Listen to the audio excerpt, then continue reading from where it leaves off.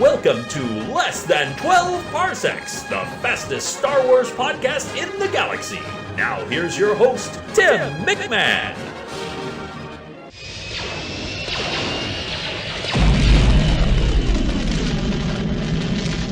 Hey, continuing our week of listener-submitted topics, today's topic comes from Steve of the Clan Kirk. That's his name on Instagram. I really need to up my Instagram game. Steve asks, what is the best order to watch the Star Wars films? This one's easy. Later in life, after you've been a fan for years and years, and you know the dialogue back and front, the order in which you watch them is no longer relevant. At that point, I say just watch what you want to watch when you want to watch it.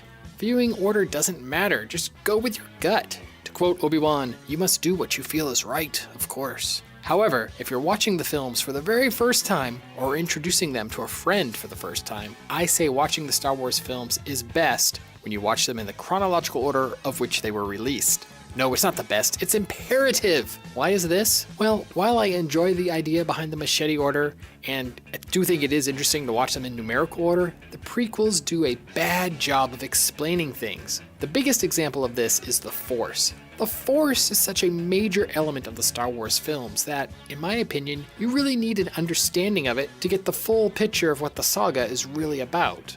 A New Hope gives this to you, in the scene where Ben explains the Force to Luke in his hovel, and then later when he trains him with the remote on the Falcon, and then in The Empire Strikes Back, Yoda expands on the Force for Luke on Dagobah.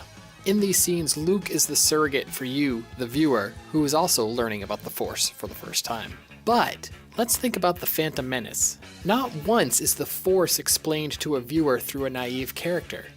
You would think Qui-Gon would explain it to Anakin, but really all he talks about is midichlorians. Now, I'm not going to bash midichlorians here, even though I'm not a fan of them for more reasons than I care to explain right now. But go back and re-watch the midichlorian scene where Anakin and Qui-Gon are chatting, and really pay attention. Better yet, just go get the script and read the words. I did. Qui-Gon says, quote, midichlorians are microscopic life forms that reside within all living cells and communicate with the Force, unquote. He later says, they continually speak to you, telling you the will of the Force. Hey, that's a great explanation of midichlorians, but not the Force. Just because he uses the word Force here, that doesn't count as an explanation. Heck, the film could have been written with a scene where the Jedi explain the Force to Jar Jar since he's a simpleton, but as the film is written, he already knew about the Force and he knew that it was maxi big. So to recap The Phantom Menace, all we know about the Force is that it's big, it talks to bugs in our blood, who then can pass messages along to us if we listen. And maybe it's alive? I don't know, Qui-Gon refers to the living Force, but again, it's not explained. I didn't go back and check Attack of the Clones or Revenge of the Sith, but I'm pretty sure they don't explain the Force either.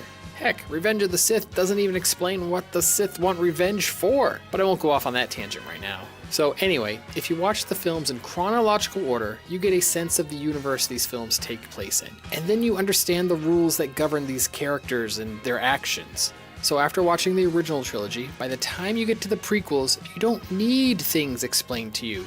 You get the gist of it and you can just go along with the ride. This leaves you plenty of opportunity to ask other important questions like, so who ordered the clone army 10 years ago and why? And why did the Jedi just go along with using a slave army with no questions asked? I'm sorry, I love Attack of the Clones, but this part never made sense to me. So to sum it up, I say order doesn't matter if you're decades deep into the films like I am.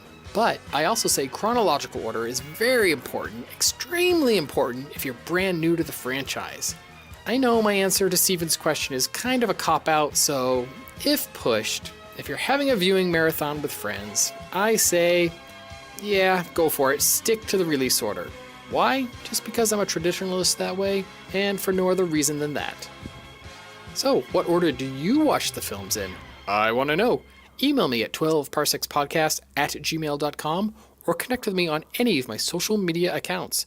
All the links can be found on my website, 12parsecsPodcast.com. Thanks for listening. Ootini! You must do what you feel is right. You've been listening to Less Than 12 Parsecs, the fastest Star Wars podcast in the galaxy, part of the expanded Fandomverse network of shows. For links and show notes, visit our website, TwelveParsecsPodcast.com. Follow Less Than 12 Parsecs on Twitter at 12parpod, on Instagram at 12parsecsPodcast, on Tumblr at 12parsecsPodcast, and find us on Facebook as well. And please let us know what you think. Email us at 12parsecsPodcast@gmail.com.